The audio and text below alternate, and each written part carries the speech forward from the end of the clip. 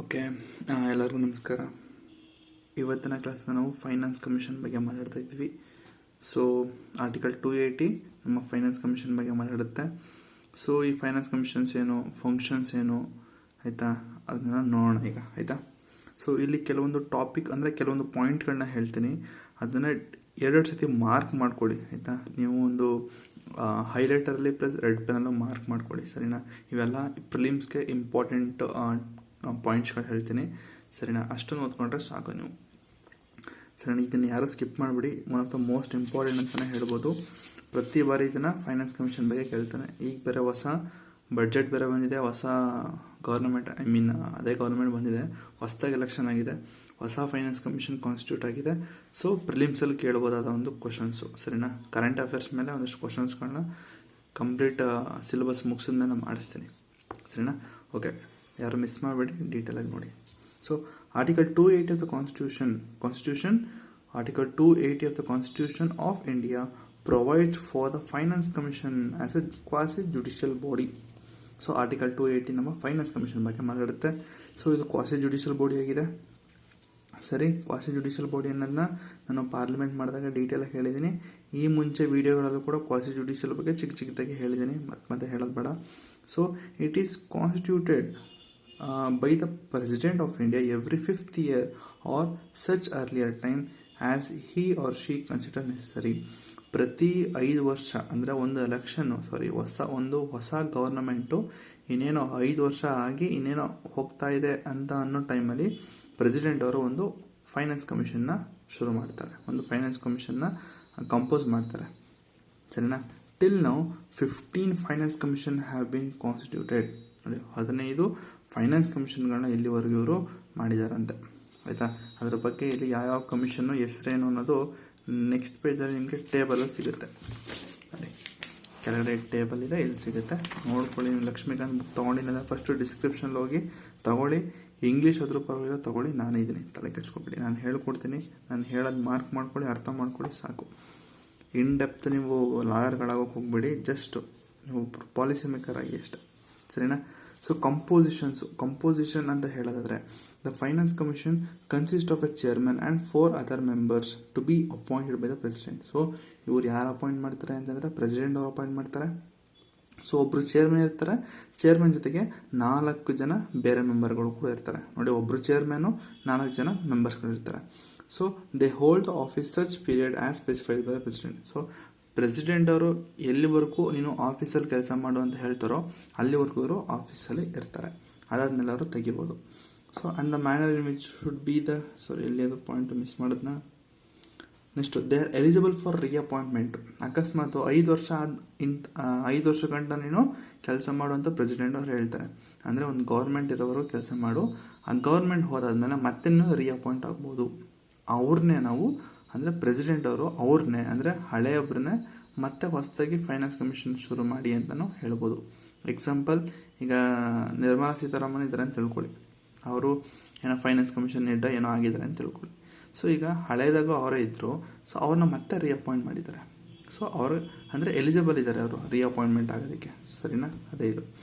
So next, the constitution authorises the parliament to determine the qualification of the member of the commission and the manner in which they should be selected. ನೋಡಿ, ಅವರೊಬ್ಬರು finance commissioner ಆಗೋಕ್ಕಿಂತ ಮುಂಚೆ ಒಂದಷ್ಟು qualification ಇರಬೇಕಲ್ವಾ ಮೆಂಬರ್ಸ್ಗಳಿಗೆ, ಅವ್ರಿಗೆ ಅಂತ. So ಆ ಥರ qualification ಮತ್ತು mode of appointment ಯಾವ ರೀತಿ ಆಗಬೇಕು. ಈಗ ಪ್ರೆಸಿಡೆಂಟ್ ಅವರೇ ಅಪಾಯಿಂಟ್ ಮಾಡಿದ್ರು ಕೂಡ ಅಲ್ಲೂ ಕೂಡ ಒಂದಷ್ಟು ರೂಲ್ಸ್ ಆ್ಯಂಡ್ ರೆಗ್ಯುಲೇಷನ್ ಫಾಲೋ ಮಾಡಬೇಕಲ್ವಾ. ಸೊ ಆ ಥರ ಒಂದಷ್ಟು ಸ್ಟೆಪ್ಗಳನ್ನ ಪಾರ್ಲಿಮೆಂಟು ಮಾಡಿ ಅಂತ ನಮ್ಮ ಸಂವಿಧಾನದಲ್ಲಿದೆ. ಏನೇ ಒಂದು ಕ್ವಾಲಿಫಿಕೇಷನ್ ಆಗಿರ್ಬೋದು, ಅಪಾಯಿಂಟ್ ಮಾಡುವಂತಹ ರೀತಿಗಳಾಗಿರ್ಬೋದು, ರೀತಿ ರಿವಾಜ್ ಆಗಿರ್ಬೋದು, ಅದೆಲ್ಲನೂ ಕೂಡ ಪಾರ್ಲಿಮೆಂಟ್ಗೆ ಒಪ್ಪಿಸ್ಬಿಟ್ಟಿದೆ. ನೋಡಪ್ಪ, ಪಾರ್ಲಿಮೆಂಟು ನೀನು ಯಾವ ರೀತಿ ಹೇಳ್ತೀಯ ಆ ರೀತಿನೇ ಅವರು ಅಪಾಯಿಂಟ್ ಮಾಡಬೇಕು, ಆ ರೀತಿ ನೀನು ಒಂದಷ್ಟು ರೂಲ್ಸ್ನ ಮಾಡುವಂಥ ಪಾರ್ಲಿಮೆಂಟ್ಗೆ ಆ ಶಕ್ತಿಯನ್ನು ಕೊಟ್ಟಿದೆ, ಸರಿನಾ. Next, parliament has specified the qualification for the chairman and members. ಹೌದು, ಪಾರ್ಲಿಮೆಂಟು ಸಂವಿಧಾನದ ಪ್ರಕಾರ ಒಂದಷ್ಟು ಕ್ವಾಲಿಫಿಕೇಶನ್ ಕೊಟ್ಟಿದೆ. ಏನು ಅಂತಂದರೆ, the chairman should be A member, should be A person having a experience in public affairs. ನೋಡಿ, ಅವ್ರಿಗೆ ಪಬ್ಲಿಕ್ ಅಫೇರ್ಸ್ ಮೇಲೆ ತುಂಬ ಒಂದಷ್ಟು ಎಕ್ಸ್ಪೀರಿಯನ್ಸ್ ಇರಬೇಕು. ಜನಗಳಿಗೆ ಹೇಗೆ ಅವರು ಖರ್ಚಾಗುತ್ತೆ, ದುಡ್ಡು ಕಾಸೆಲ್ಲ ಹೇಗೆ ಖರ್ಚು ಮಾಡ್ತಾ ಇದ್ದಾರೆ, ಬ್ಯಾಂಕಲ್ಲಿ ಎಷ್ಟು ಲೋನ್ ಹೋಗ್ತಾ ಇದೆ, ಸೊ ಒಂದಷ್ಟು ತಿಳ್ಕೊಂಡಿರ್ಬೇಕು ಅದ್ರ ಬಗ್ಗೆ ಇನ್ಫಾರ್ಮೇಷನ್. ಜೊತೆಗೆ ಬೇರೆ ಮೆಂಬರ್ಗಳು, ಸೊ ಬೇರೆ ಮೆಂಬರ್ಗಳು ಹೆಂಗೆ ಸೆಲೆಕ್ಟ್ ಮಾಡ್ತಾರೆ ಅಂತಂದರೆ ನೋಡಿ, ಜಡ್ಜ್ ಆಫ್ ಹೈಕೋರ್ಟ್ ಆಗಿರಬೇಕು, ಇಲ್ಲ ಅಂತಂದರೆ A person who has A specialised knowledge of a finance and accounts of the government. So finance ಮತ್ತು ಅಕೌಂಟ್ಸ್ ಬಗ್ಗೆ ಒಂದು ಸ್ಪೆಷಲ್ ನಾಲೆಡ್ಜ್ ಇರಬೇಕು, ಆಯಿತಾ. Next the person who has wide experience in financial matters. So financial matters ಅಂದರೆ ಅದೇ budget ಬಗ್ಗೆ ಅದು ಇದು ಒಂದಷ್ಟು ಸ್ಪೆಷಲ್ ನಾಲೆಡ್ಜ್ಗಳು ಇತ್ತು ಅಂದರೆ ಅವ್ರನ್ನೂ ಕೂಡ ಮೆಂಬರ್ಗಳಾಗಿರ್ಬೋದು. ಒಂದು ಅರ್ಥ ಮಾಡ್ಕೋಬೇಕು, ಇಲ್ಲಿ ಕೊಟ್ಟಂತಹ ಒಂದಷ್ಟು ಕ್ವಾಲಿಫಿಕೇಷನು ಬರೀ ಮೆಂಬರ್ಸ್ಗಲ್ಲ, ಇದು ನಿಮ್ಮ ಚೇರ್ಮನ್ಗೂ ಕೂಡ ಇನ್ಕ್ಲೂಡ್ ಆಗುತ್ತೆ, ಸರಿನಾ. ಇದು ಮೆಂಬರ್ಸ್ಗೆಲ್ಲ, ಚೇರ್ಮನ್ಗೂ ಕೂಡ ಇನ್ಕ್ಲೂಡ್ ಆಗುತ್ತೆ. ಇದು ಸ್ವಲ್ಪ ಡೌಟ್ ಇದೆ, ಯಾಕಂತಂದರೆ ಬರೀ ಚೇರ್ಮನ್ಗೆ ಎಕ್ಸ್ಪೀರಿಯನ್ಸ್ ಇನ್ ಪಬ್ಲಿಕ್ ಅಫೇರ್ಸ್ ಅಂತ ಒಂದು ಸಿಂಗಲ್ ಕೊಟ್ಬಿಟ್ಟು ಅದರ್ ಮೆಂಬರ್ಸ್ಗೆ ಇಷ್ಟೊಂದು ಕ್ವಾಲಿಫಿಕೇಷನ್ ಹೇಗೆ ಕೊಡೋಕ್ಕಾಗತ್ತೆ ಹೇಳಿ. ಅದಕ್ಕೆ ಹೇಳ್ತಾ ಇರೋದು, ಇದನ್ನು ಚೆಕ್ ಮಾಡಿ ನಾನು ಮತ್ತೆ ಒಂದ್ಸತಿ ಹೇಳ್ತೀನಿ, ಬಟ್ ಅರ್ಥ ಮಾಡ್ಕೊಳ್ಳಿ. ಚೇರ್ಮನ್ ಮತ್ತು ಮೆಂಬರ್ಗೆ ಆಗಬೇಕು ಅಂದರೆ ಒಂದಷ್ಟು ಕ್ವಾಲಿಫಿಕೇಷನ್ ಬೇಕು. ಆ ಕ್ವಾಲಿಫಿಕೇಷನ್ ಏನಿರಬೇಕು ಅಂತಂದರೆ ಒಂದಷ್ಟು ಪಬ್ಲಿಕ್ ಅಫೇರ್ಸ್ ಮೇಲೆ ಒಂದಷ್ಟು ಅಂದರೆ ಎಕ್ಸ್ಪೀರಿಯನ್ಸ್ ಇರಬೇಕು, ಹೈಕೋರ್ಟಲ್ಲಿ ಜಡ್ಜ್ ಆಗಿರಬೇಕು. ನೆಕ್ಸ್ಟು ಅಕಸ್ಮಾತ್ ಒಂದು ಹೈಕೋರ್ಟ್ ಜಡ್ಜ್ ಆಗೋದಕ್ಕೆ ಒಂದಷ್ಟು ಕ್ವಾಲಿಫಿಕೇಷನ್ ಅವ್ರಿಗೆ ಇರಬೇಕು, ಇಲ್ಲಾಂದರೆ special knowledge in finance and accounts, ಮತ್ತು ಫಿನಾನ್ಷಿಯಲ್ ಅಡ್ಮಿನಿಸ್ಟ್ರೇಷನ್, ಫಿನಾನ್ಷಿಯಲ್ ಮ್ಯಾಟರ್ಸ್ಲಿ ಸ್ವಲ್ಪ ಹಣಕಾಸು ವ್ಯವಹಾರದಲ್ಲಿ ಬುದ್ಧಿವಂತಿಕೆ ಇದ್ದವ್ರನ್ನ ಅಪಾಯಿಂಟ್ ಮಾಡ್ಕೋಬೋದು. ಜೊತೆಗೆ A person who has A special knowledge in economics. ನೋಡಿ, ಎಕನಾಮಿಕ್ಸಲ್ಲಿ ಒಂದಷ್ಟು ಸ್ಪೆಷಲ್ ನಾಲೆಡ್ಜ್ ಇದ್ದವ್ರನ್ನ, ತುಂಬ ಜನ ಅಂತ ಹೇಳಬೇಕು ಅಂತಂದರೆ ಫೈನಾನ್ಸ್ ಕಮಿಷನ್ಗೆ PhD ಮಾಡಿ ಎಕನಾಮಿಕ್ಸಲ್ಲಿ ತುಂಬ ಸೀನಿಯರ್ಗಳು ಇರ್ತಾರಲ್ಲ, ಅಂಥವ್ರನ್ನ ಆದಷ್ಟು ಸೆಲೆಕ್ಟ್ ಮಾಡ್ತಾರೆ ಇಲ್ಲಿ, ಆಯಿತಾ. ಸೊ ಇಷ್ಟು ಕ್ವಾಲಿಫಿಕೇಷನ್ ಇದ್ದರೆ ಅವರು ಚೇರ್ಮನ್ ಅಥವಾ ಮೆಂಬರ್ ಆಗೋದಕ್ಕೆ ಯೋಗ್ಯರು. ನೆಕ್ಸ್ಟ್ ಫಂಕ್ಷನ್ಸ್ ಹೇಳೋದಾದರೆ, so finance commission is required, ಏನಕ್ಕೆ ಬೇಕು ಅಂತಂದರೆ it required to make a recommendation to the president of India. ನೋಡಿ, ಇವರು ಫೈನಾನ್ಸ್ ಕಮಿಷನ್ ಏನಿದೆ ಪ್ರೆಸಿಡೆಂಟ್ ಅವ್ರಿಗೆ ಒಂದಷ್ಟು ರೆಕಮೆಂಡೇಶನ್ ಕೊಡ್ತಾರೆ. ನೋಡಿ ಸರ್, ನೋಡಿ ಪ್ರೆಸಿಡೆಂಟ್ ಸಾಹೇಬ್ರೆ, ನಾನು ಒಂದಷ್ಟು ರೆಕಮೆಂಡೇಶನ್ ಕೊಡ್ತೀನಿ, ಆ ರೆಕಮೆಂಡೇಶನ್ ಪ್ರಕಾರ ನೀವು ಅದನ್ನು ಗೌರ್ಮೆಂಟ್ಗೆ ಹೇಳಿ ಅದನ್ನು ಒಪ್ಕೋಬೋದು, ಒಪ್ಕೊಂಡಿಲ್ಲ, ಇಟ್ ಇಸ್ ನಾಟ್ ಮ್ಯಾಂಡೇಟ್ರಿ. ಇವರು ಬರೀ ಜಸ್ಟ್ ಅಡ್ವೈಸರಿ ಬಾಡಿ. ನೋಡಿ, ಮೊದಲನೇ point, the finance commission is an advisory body. ನೋಡಿ, ಬರೀ ಅಡ್ವೈಸ್ ಮಾಡ್ತೀನಿ, ನೀವು ಅದನ್ನು ಗೌರ್ಮೆಂಟ್ಗಾರು ಹೇಳಿ, ಯಾರಿಗಾರು ಹೇಳಿ, ಇಂಪ್ಲಿಮೆಂಟ್ ಮಾಡಿದ್ರೆ ಬಿಡಿ. ನನ್ನ ಒಂದು ಕೆಲಸ ಏನಿದೆ ಅಡ್ವೈಸ್ ಮಾಡೋದು, ನಿಮಗೆ ರೆಕಮೆಂಡೇಶನ್ಗಳನ್ನ ಕೊಡೋದು, ಆ ರೆಕಮೆಂಡೇಶನ್ ನಾನು ಕೊಡ್ತೀನಿ. ಅಲ್ಲಿಗೆ ಮೊದಲನೇ ಪಾಯಿಂಟ್ ಗೊತ್ತಾಯ್ತಾ. ಪ್ರಿಲಿಮ್ಸ್ ಪಾರ್ಟಲ್ಲಿ finance commission is an advisory body, it is not a mandatory, ಅದನ್ನು ಮಾಡಲೇಬೇಕು ಅಂತ ಏನಿಲ್ಲ, ಜಸ್ಟ್ ಒಂದಷ್ಟು ಅಡ್ವೈಸ್ಗಳನ್ನ ಕೊಡುತ್ತೆ, ಮಾಡೋದು ಬಿಡೋದು ನಮ್ಮ ಗೌರ್ಮೆಂಟ್ ಬಿಟ್ಟಿದ್ದು, ಆಯಿತಾ. ಸೊ ಏನೇನು ಫಂಕ್ಷನ್ ಇದೆ ಅಂತಂದರೆ, distribution of net proceeds of taxes to be shared between centre and the state. ಈಗ ಸೆಂಟರ್ ಮತ್ತು ಸ್ಟೇಟ್ ಕಲೆಕ್ಟ್ ಮಾಡಿದಂಥ ಟ್ಯಾಕ್ಸ್ಗಳನ್ನೆಲ್ಲ ಒಟ್ಟಿಗೆ ಕೂಡ ಹಾಕಿ ನಂತರ ಅದನ್ನು ಸೆಂಟರ್ ಸ್ವಲ್ಪ ಇಟ್ಕೊಳ್ಳುತ್ತೆ, ನೆಕ್ಸ್ಟು ಸ್ಟೇಟ್ಗಳಿಗೆ ಸ್ವಲ್ಪ ಇಟ್ಕೊಳ್ಳುತ್ತೆ. ಅಂದರೆ ಕಲೆಕ್ಟ್ ಮಾಡಿದಂತಹ ಟ್ಯಾಕ್ಸ್ಗಳಲ್ಲಿ, ಅಂದರೆ ಸೆಂಟ್ರಲ್ ಸ್ಟೇಟ್ ಎರಡೂ ಕಲೆಕ್ಟ್ ಮಾಡಿದಂಥ ಟ್ಯಾಕ್ಸ್ಗಳಲ್ಲಿ ಸ್ವಲ್ಪ ಸ್ಟೇಟ್ಗೆ ಸ್ವಲ್ಪ ಸೆಂಟರಾಗಿ ಏನದು ಭಾಗ ಮಾಡಿ ಕೊಡುತ್ತೆ, ಯಾವುದು ನಮ್ಮ finance commission. Next the principles that should govern the grant in aids to the states by the centre. ನೋಡಿ, ಏನು ಅಂತಂದರೆ ಸೆಂಟರಿಂದ ಕೆಲವೊಂದು ಸ್ಟೇಟ್ಗಳಿಗೆ ಗ್ರ್ಯಾಂಟ್ಸ್ಗಳು ಬರ್ತದೆ ಗೊತ್ತಾ, ಕೆಲವೊಂದು ಲೋನ್ಗಳಾಗಿರ್ಬೋದು, ಲೋನ್ಗಳಂತ ಹೇಳೋದಕ್ಕಾಗಲ್ಲ, ಸ್ಟೇಟ್ಗಳಿಗೆ ಅಂತ ಒಂದಷ್ಟು ದುಡ್ಡನ್ನು ಕೊಡ್ತಾರೆ. ಪ್ರತಿ ಬಾರಿ ಬಡ್ಜೆಟಲ್ಲಿ ಒಂದೊಂದು ಸ್ಟೇಟ್ಗೆ ಗೆಳಕೆ ಬರ್ತಾರೆ ಅವರು, ಪ್ರತಿ ಬಡ್ಜೆಟಲ್ಲಿ ಒಂದೊಂದು ಸ್ಟೇಟ್ಗೆ ಇಷ್ಟಿಷ್ಟು ದುಡ್ಡು ಅಂತ ಕೊಡ್ತಾರೆ. ಈಗ ನಮ್ಮ ಕರ್ನಾಟಕಕ್ಕೆ ಈ ಸತಿ ಕಮ್ಮಿ ಕೊಟ್ಟರು, ಆಂಧ್ರ ಪ್ರದೇಶಕ್ಕೆ ತುಂಬ ಜಾಸ್ತಿ ಕೊಟ್ಟಿದ್ದಾರೆ. ಸೊ ಆ ರೀತಿ ಒಂದಷ್ಟು ಬಡ್ಜೆಟಲ್ಲಿ ಪ್ರತಿ ವರ್ಷ ಬಡ್ಜೆಟ್ ಮಾಡಿದಾಗ ಒಂದೊಂದು ಸ್ಟೇಟ್ಗೆ ಇಷ್ಟಿಷ್ಟು ದುಡ್ಡು ಅಂತ ಕೊಡ್ತಾರೆ.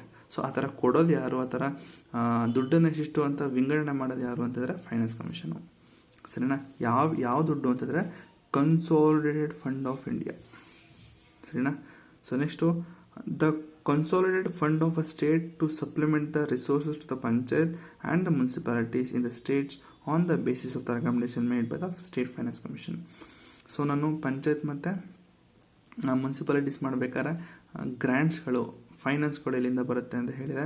ಸೊ ಅದು ಕೆಲವೊಂದಷ್ಟು ನಮ್ಮ ಸ್ಟೇಟ್ ಫೈನಾನ್ಸ್ ಕಮಿಷನ್ ಏನು ಮಾಡುತ್ತೆ, ಕನ್ಸಾಲಿಡೇಟೆಡ್ ಫಂಡ್ ಆಫ್ ಸ್ಟೇಟಿಂದ ಒಂದಷ್ಟು ಗ್ರ್ಯಾಂಟ್ಸ್ಗಳನ್ನ ಕೊಡುತ್ತೆ ಅಂತ ಹೇಳಿದೆ, ಒಂದಷ್ಟು ಲೋನ್ಸ್ಗಳನ್ನ ಕೊಡುತ್ತೆ ಅಂತ ಹೇಳಿದೆ. ಆದರೆ ಅದು ಕೊಡಿ ಅಂತ ಹೇಳೋದು ಯಾರು ಅಂತಂದರೆ ನಮ್ಮ ಫೈನಾನ್ಸ್ ಕಮಿಷನ್ ಏನು ಹೇಳುತ್ತೆ ಅಂತಂದರೆ, ನೋಡಪ್ಪ, ಕನ್ಸಾಲಿಡೇಟೆಡ್ ಫಂಡ್ ಆಫ್ ಇಂಡಿಯಾ ನೀನು ಪಂಚಾಯತ್ಗೆ ಪಂಚಾಯತ್ಗೆ ಮತ್ತು ಮುನ್ಸಿಪಾಲಿಟೀಸ್ಗೆ ಒಂದಷ್ಟು ಹಣವನ್ನು ಕೊಡಬೇಕು. ಯಾಕಂದರೆ ಸ್ವಲ್ಪ ಪಂಚಾಯತ್ ಮತ್ತು ಮುನ್ಸಿಪಾಲಿಟೀಸು ಹಣದ ಒಂದು ಕೊರತೆ ಜಾಸ್ತಿ ಇದೆ, ಸ್ವಲ್ಪ ನಿನ್ನ ಹತ್ರ ಇರೋ ಹಣವನ್ನು ಕೊಡು, ಇಲ್ಲ ಅಂತಂದರೆ ನಾನು ನಿನ್ನ ಕೊಡ್ತೀನಿ, ನೀನು ಅವ್ರು ಕೊಡು ಅಂತ ಹೇಳೋ ರೀತಿ ಹೇಳೋದು ಯಾರು ಅಂತಂದರೆ finance commission. Any other matters ನೋಡಿ, ಬೇರೆ ಹಣಕಾಸು ವ್ಯವಹಾರದಲ್ಲಿ ಏನೇ ಒಂದು ಪ್ರೆಸಿಡೆಂಟವರು ಸೂಚಿಸುವಂತಹ ಬೇರೆ ಒಂದಷ್ಟು ಫೈನಾನ್ಸ್ ಬಗ್ಗೆ ಏನೋ ಒಂದು ಫೈನಾನ್ಸ್ ಮ್ಯಾಟರ್ ಹಣಕಾಸು ವ್ಯವಹಾರದಲ್ಲಿ ಇದಾಯಿತು ಅಂತಂದರೆ ಅದನ್ನು ನೋಡ್ಕೊಳ್ಳೋಂಥ ಶಕ್ತಿ ನಮ್ಮ ಫೈನಾನ್ಸ್ ಕಮಿಷನ್ಗೆ ಇರುತ್ತೆ. ಇಂಡೆಪ್ತ್ ಹೋಗೋದು ಬೇಡ, ಜಸ್ಟ್ ಅರ್ಥ ಮಾಡ್ಕೊಳ್ಳಿ ಏನು ಅಂತ ಅರ್ಥ ಮಾಡ್ಕೊಳ್ಳಿ ಕೂತ್ಕೊಂಡು. ಇದನ್ನೇ ಆಮೇಲೆ ಮೀನಿಂಗ್ ಅಂದರೆ ಇದ್ರ ಮೀನಿಂಗ್ ಏನು, ಅದರ ವರ್ಡ್ ಮೀನಿಂಗ್ ಏನು, ಸೊ ಅದನ್ನೆಲ್ಲ ಹುಡ್ಕೋಕೆ ಹೋಗ್ಬಿಡಿ, ಸರಿನಾ? ಜಸ್ಟ್ ನಾನು ಹೇಳೋದನ್ನ ಅರ್ಥ ಮಾಡ್ಕೊಳ್ಳಿ, ಜಸ್ಟ್ ಮಾರ್ಕ್ ಮಾಡ್ಕೊಳ್ಳಿ, ತಲೆಯಲ್ಲಿ ಇಟ್ಕೊಳ್ಳಿ. ಈ ಪಾಯಿಂಟ್ ಅಂದರೆ ಈ ರೀತಿ ಇದೆ, ಅರ್ಥ ಈ ರೀತಿ ಇದೆ ಅಂತ ಅರ್ಥ ಮಾಡ್ಕೊಂಡ್ರೆ ಸಾಕು, ನೀವು ಪ್ರಿಲಿಮ್ಸ್ ಕ್ರ್ಯಾಕ್ ಮಾಡ್ತೀರಾ, ಆಯಿತಾ? ಸೊ ಇದುವರೆಗೂ ತುಂಬ ಸ್ಟೇಟ್ಗಳಿಗೆ ಒಂದಷ್ಟು ಗ್ರ್ಯಾಂಟ್ಸ್ಗಳನ್ನ ಇದೇ ರೀತಿ ಒಂದಷ್ಟು ರೆಕಮೆಂಡೇಶನ್ ಕೊಟ್ಟು ಸ್ಟೇಟ್ಗಳಿಗೆ ಒಂದಷ್ಟು ಗ್ರ್ಯಾಂಟ್ಸ್ಗಳನ್ನ ಕೊಟ್ಟಿದೆ. ಅಸ್ಸಾಮು, ಬಿಹಾರ, ಒಡಿಶಾ, ವೆಸ್ಟ್ ಬೆಂಗಾಲ್ ಅಂತೆಲ್ಲ ಕೊಟ್ಟಿದೆಯಂತೆ. ಸೊ ಅದು ನಮಗೆ ಬೇಡ. So next the commission submits A report. ಈಗ ಬಡ್ಜೆಟ್ ಅಂತ ಇದೆಯಲ್ಲ, it is called annual report ಅಂತ ಕರೀತಾರೆ. ಅಂದರೆ ವರ್ಷದ ಒಂದಷ್ಟು ಮಾಹಿತಿಗಳು, ಇಷ್ಟಿಷ್ಟು ಹಣ ಖರ್ಚಾಗಿದೆ, ಇಷ್ಟು ನಮ್ಮ ಹತ್ರ ಹಣ ಇತ್ತು, ಎಷ್ಟು ಖರ್ಚಾಗಿದೆ, ಇಷ್ಟು ಹಂಚಬೇಕು ಅಂತ ಎಲ್ಲ ಒಂದು ರಿಪೋರ್ಟ್ ಮಾಡ್ಕೊಂಡು ಬರ್ತಾರಲ್ಲ, ಬಡ್ಜೆಟ್ ರಿಪೋರ್ಟು. ಅದು ಫೈನಾನ್ಸ್ ಕಮಿಷನ್ ಏನು ಮಾಡುತ್ತೆ, ಫೈನಾನ್ಸ್ ಕಮಿಷನ್ ಎತ್ತಿ ಪ್ರೆಸಿಡೆಂಟ್ ಕೊಡ್ತಾರೆ. ಪ್ರೆಸಿಡೆಂಟ್ ಅವರು ಆ ಬಡ್ಜೆಟ್ ಜೊತೆಗೆ ಇನ್ನೊಂದಷ್ಟು ರಿಪೋರ್ಟ್ಗಳನ್ನ ತೆಗೆದು ಪಾರ್ಲಿಮೆಂಟು ಟೇಬಲ್ ಮೇಲೆ ಇಡೋದಾದ್ರೆ ಅಂದರೆ ನಮ್ಮ ಪ್ರೆಸಿಡೆಂಟ್ ಅವರು.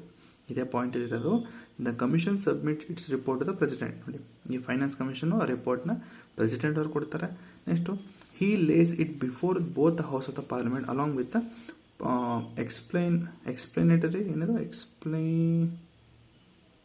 ಎಕ್ಸ್ಪ್ಲೇನೇಟರಿ ಮೆಮೊರೆಂಡಮ್ ಅಂತಿದೆ. ಸೊ ಇದೇನು ಅಂತಂದರೆ, ಈಗ ಫೈನಾನ್ಸ್ ಕಮಿಷನು ಪ್ರೆಸಿಡೆಂಟ್ ಅವ್ರು ಕೊಡ್ತಾರೆ, ಪ್ರೆಸಿಡೆಂಟ್ ಅವ್ರು ಏನು ಮಾಡ್ತಾರೆ, ಒಂದ್ಸತಿ ಕ್ರಾಸ್ ಚೆಕ್ ಮಾಡಿ ನಂತರ ಅದನ್ನು ಪಾರ್ಲಿಮೆಂಟ್ಗೆ ತಂದು ಹಿಡುತ್ತೆ, ಆಯಿತಾ? So it is an advisory ಅಂತ ಹೇಳಿದೆ, ಮೊದಲನೇ ಪಾಯಿಂಟಲ್ಲಿ ಬರೆಸ್ತೆ ನೋಡಿ. It is an advisory body ಅಂತ ಹೇಳಿದೆ, ಇಲ್ಲಿದೆ ನೋಡಿ ಅಡ್ವೈಸರಿ ಬಾಡಿ ಏನು ಅಂತ. It must be clarified here that the recommendation made by the Finance Commission are only of advisory nature. ನೋಡಿ, ಬರೀ ಇದು ಹೇಳೋದು ಮಾತ್ರ ಅಷ್ಟೇ, ಅಡ್ವೈಸ್ ಮಾಡುತ್ತೆ ಅಷ್ಟೇ, ಸಲಹೆಗಳನ್ನ ಕೊಡೋದಷ್ಟೇ. ನೋಡಪ್ಪ, ಗೌರ್ಮೆಂಟು ನೀನು ಈ ರೀತಿ ಹಣವನ್ನು ದುಬಾರಿ ಖರ್ಚು ಮಾಡಿದ್ರೆ ನಿನ್ನ ಗೌರ್ಮೆಂಟ್ ಬಿದ್ದೋಗುತ್ತೆ, ದೇಶ ಎಕ್ಕುಟ್ಟೋಯ್ತದೆ ಅಂತ ಅಡ್ವೈಸ್ ಮಾಡೋದು ಯಾವುದು ಅಂದರೆ ಫೈನಾನ್ಸ್ ಕಮಿಷನು. ಸೊ ಈ ಥರ ಒಂದಷ್ಟು ಅಡ್ವೈಸ್ಗಳನ್ನ ಕೊಡುತ್ತೆ. ಬಟ್ ಆ ಅಡ್ವೈಸ್ ಕೊಡೋದನ್ನ ಇಂಪ್ಲಿಮೆಂಟ್ ಮಾಡಲೇಬೇಕು ಅಂತ ಇದೇನು ಮ್ಯಾಂಡೇಟ್ರಿ ಇಲ್ಲ. ಸೊ ಇಲ್ಲಿ ಬರ್ಕೊಳ್ಳಿ, it is not mandatory, not ಮ್ಯಾಂಡೇಟೋರಿ.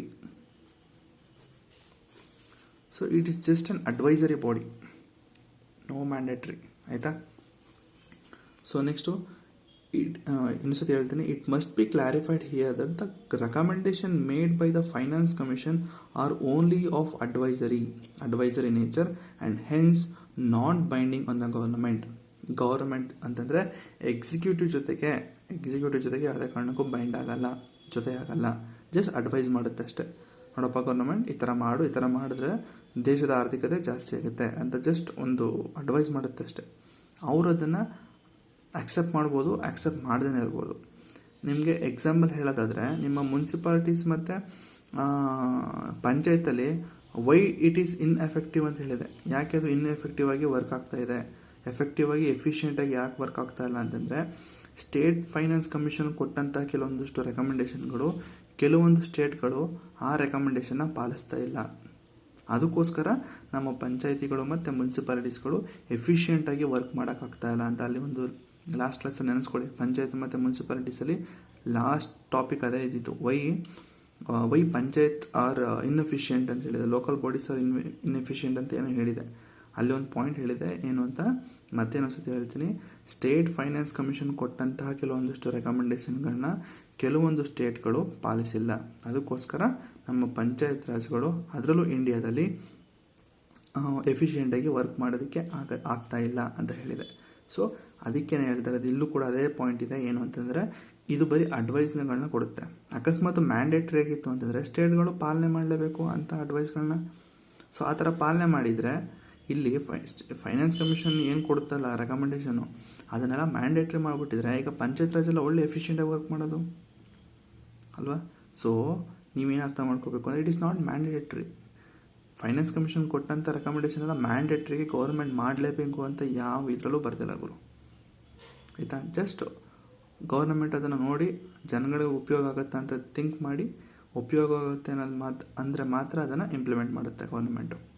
Example GST ತಗೊಳ್ಳಿ, ಬೇಡ ಕ್ರಿಟಿಸೈಸ್ ಮಾಡೋದು ಬೇಡ.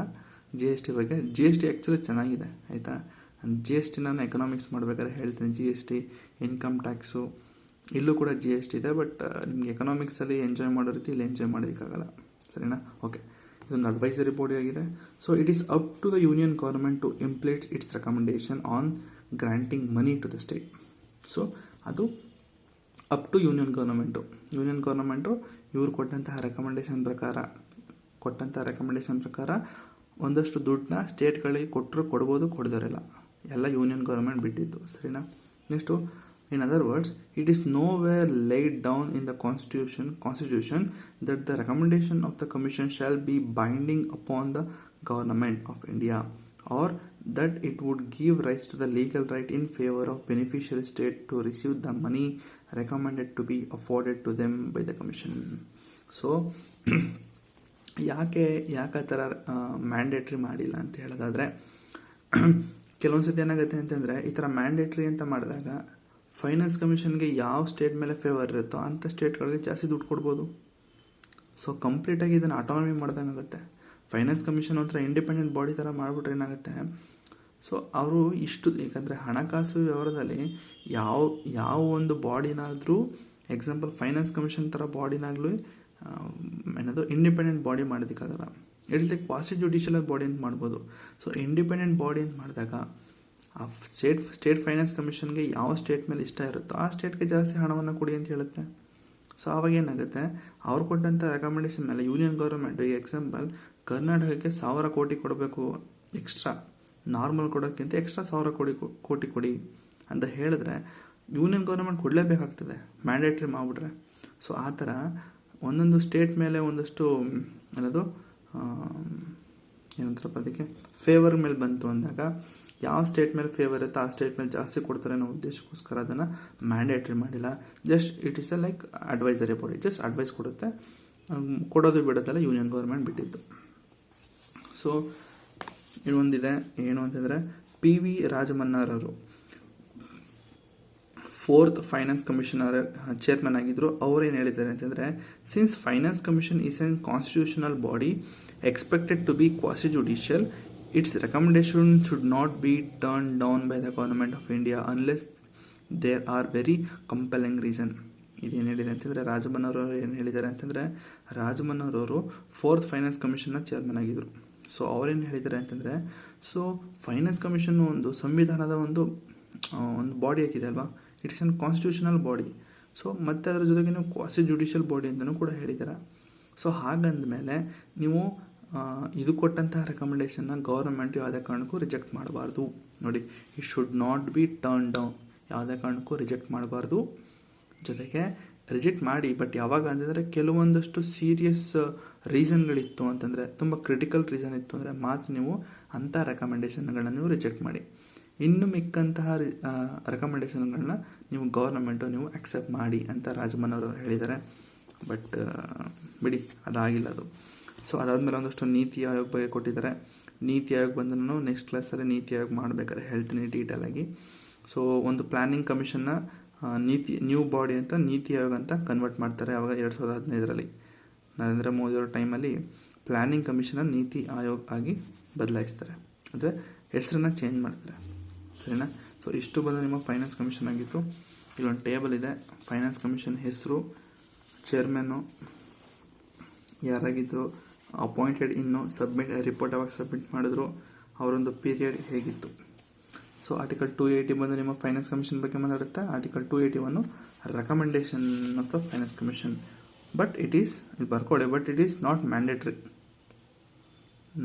Mandatory but advisory. ಸೊ ಇಷ್ಟು ಬಂದು ನಿಮ್ಮ ಫೈನಾನ್ಸ್ ಕಮಿಷನ್ ಪಾರ್ಟ್ ಆಗಿದೆ. ತುಂಬ ಈಸಿ ಟಾಪಿಕ್ ಇದು. ಸೊ 2 ಮಾರ್ಕ್ಸ್ ಅಂತ ಕಂಪಲ್ಸರಿ ಬಂದೇ ಬರುತ್ತೆ ಗುರು. 2 ಮಾರ್ಕ್ಸ್ ಅಂತೀನಿ, 2 ಅಥವಾ 3 ಕ್ವಶನು ಯಾವ ರೀತಿ ಕೇಳ್ತಾರೆ ಅಂತಲೂ ಹೇಳೋದಕ್ಕಾಗಲ್ಲ. ಬಟ್ 2 ಕ್ವಶನ್ ಅಂತೂ ಕಂಪಲ್ಸರಿ ಕೇಳಲೇಬೋದು, ಒಂದು ಪ್ರಿಲಿಮ್ಸಲ್ಲಿ ಒಂದು ಮೇನ್ಸಲ್ಲಿ. ತುಂಬ ಇಷ್ಟವಾದಂತಹ ಒಂದು ಟಾಪಿಕ್ ಇದು. ಸೊ ಇನ್ನೂ ಯಾರು ಸಬ್ಸ್ಕ್ರೈಬ್ ಮಾಡಿಲ್ಲ ಅಂದರೆ ಮಾಡ್ಕೊಳ್ಳಿ. ಸೊ ಈ ಥರ ಇನ್ನೊಂದಷ್ಟು ನೆಕ್ಸ್ಟ್ ಕ್ಲಾಸಲ್ಲಿ ನೋಡಿ, ಇನ್ನೆಲ್ಲ ಚಿಕ್ಕ ಚಿಕ್ಕ ಟಾಪಿಕ್ ಇದೆ, ಪಟ್ ಅಂತ ಹೋಗ್ತಾ ಇರೋಣ. ನೆಕ್ಸ್ಟ್ ಕ್ಲಾಸಲ್ಲಿ GST ಬಗ್ಗೆ ಮಾತಾಡ್ತೀನಿ. ಸೊ ಅಂತ ಹೇಳ್ತಾ ಈ ಕ್ಲಾಸನ್ನ ಇಲ್ಲಿಗೆ ನಿಲ್ಲಿಸ್ತಾ ಇದ್ದೀನಿ. Thank you. ಸೊ ಇನ್ನೊಂದು ಹೇಳಬೇಕಾಯ್ತು, ಸಮ್ಮರಿ ಶೀಟ್ ತೊಗೊಂಡಿಲ್ಲ ಅಂತ. ಸೊ ಸಮ್ಮರಿ ಶೀಟ್ಸ್ ಎಲ್ಲ ತೊಗೊಂಡಿಲ್ಲ ಅಂದರೆ ತೊಗೊಳ್ಳಿ, ಎಲ್ಲ ರೆಡಿ ಇದೆ. ಎಲ್ಲ ಥರದ್ದು ಈ ಥರ ಚಿಕ್ಕ ಚಿಕ್ಕ ಶೀಟಲ್ಲೆಲ್ಲ ರೆಡಿ ಇದೆ. ಈ ಥರ ನೀವು ಮತ್ತೆ ಬುಕ್ ಓಪನ್ ಮಾಡೋದಕ್ಕಿಂತ ಸಮ್ಮರಿ ಶೀಟಲ್ಲಿ ನೀವು ರಿವಿಷನ್ ಮಾಡೋದಕ್ಕೆ ಹೆಲ್ಪ್ ಆಗಲಿ ಅಂತ ಸಮ್ಮರಿ ಶೀಟ್ಸ್ಗಳಿದೆ, ತಗೊಳ್ಳಿ. ಲೈಕ್ ಮಾಡಿ ಅಂತ ಹೇಳ್ತಾ ಈ ವಿಡಿಯೋನ ಇಲ್ಲಿಗೆ ನಿಲ್ಲಿಸ್ತಾ ಇದ್ದೀನಿ. Thank you.